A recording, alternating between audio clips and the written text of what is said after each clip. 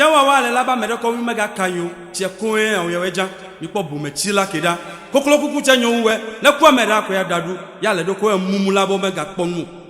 boda je nya nyima to kawe mai nuke jele na kwe konku e ma akoyem akoyem akoyem akoyem akoyem akoyem akoyem akoyem yem yem Menyangpo de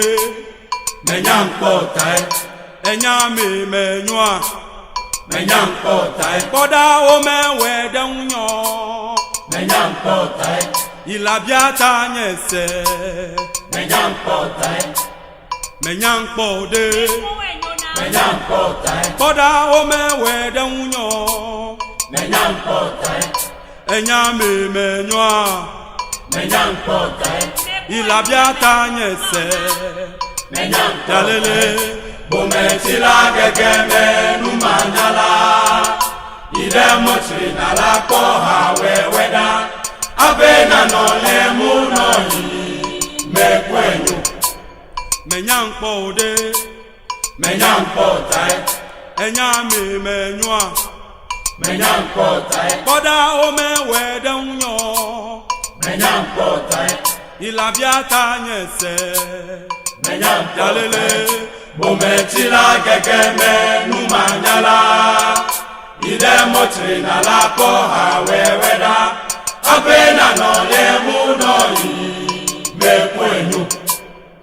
Nyayeye degaba nyagbate cholawe Osege sege Nyagbate cholawe Nyayeye degaba Nyagbate cholawe Osege sege Nyagbate cholawe Nyayeye degaba Maseode Wode kako mele glona Yaji mile kaka chonya te wawa Sakri sasa Choi chogwe Lameno viwo dome Mitasijo Nyagbate cholawe Nyaye de gaba Nyagbate cholawe Osege sege Nyagbate cholawe Nyaye de gaba Nyaye de gaba Nyagbate cholawe Osege sege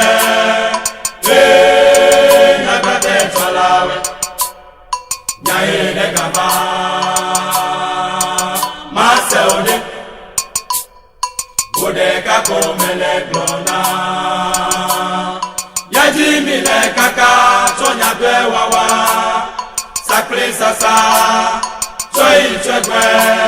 Blameno viwo dome Mitasijo Nyagbate cholawe Kokolo no media si mejro Neme ya sra dole wolo Nudemu wokudo Kokolo no wasi me dede nyaga Yalele Kokolo no media si mejro Neme ya sra dole wolo Nudemu wokudo Kokolo no wasi me dede nyaga Kokolo no media si mejro Neme ya sra dole wolo Nudemu wokudo Kokolo no wasi me dede nyaga Jalele Kokolo no media si mejro Neme ya sra dole wolo Nudemu wokudo Kokolo no wasi me dede nyaga Nele wada unye Mezipo Nele tekpo Mezipo Emeye nunyanyi melo Ne maule fi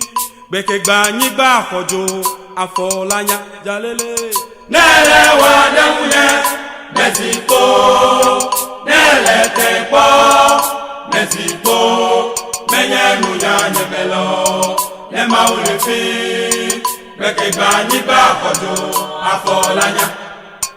nele wadunye meziko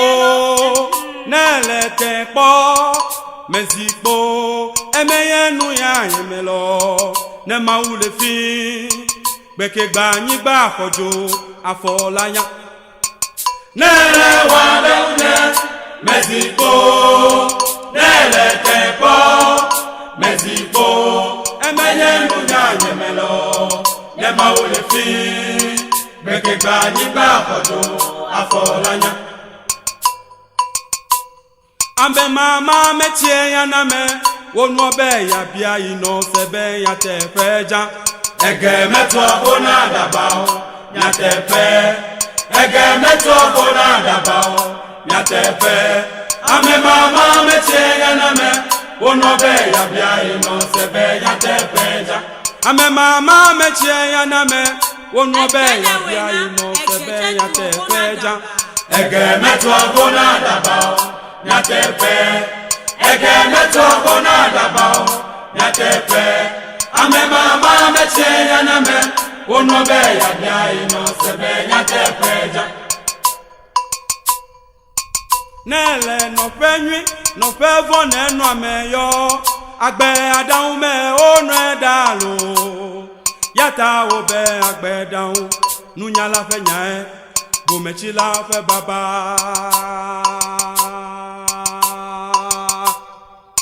nele no penwi no fevo ne no ameyo agbe adahun me ono edalo yata obe agbe dahun nunya la fe nya e bo mechi la fe baba nele no penwi no fevo ne no ameyo agbe adahun me ono edalo yata obe agbe dahun nunya la fe nya e ebo mechi la o fe baba jalele nele no penwi no fevo ne no ameyo agbe adahun me ono edalo yata obe agbe dahun nunya la fe nya e bo mechi la o fe baba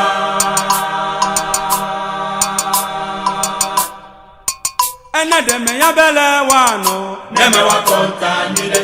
nede me ya bele wano neme wa kontanide enede me ya bele wano neme wa kontanide enede me ya bele wano neme wa kontanide lele metre jojo ne buga onu ya wa me metre jojo ne buga onu ya wa me nu ya wa me nu ya wa me diwo mi ya fodede metre jojo ne buga onu ya wa me metre jojo ne buga onu ya wa me nu ya wa me nu ya wa me diwo mi ya fodede metre jojo ne buga onu ya wa me metre jojo ne buga onu ya wa me nu ya wa me nu ya wa me diwo mi ya fodede emetre jojo ne buga onu ya wa me metre jojo ne buga onu ya wa me nu ya wa me nu ya wa me biwo mi ya fodede enede me ya bele wano neme wa kontanide enede me ya bele wano neme wa kontanide enede me ya bele wano neme wa kontanide enede me ya bele wano neme wa kontanide metre jojo ne bu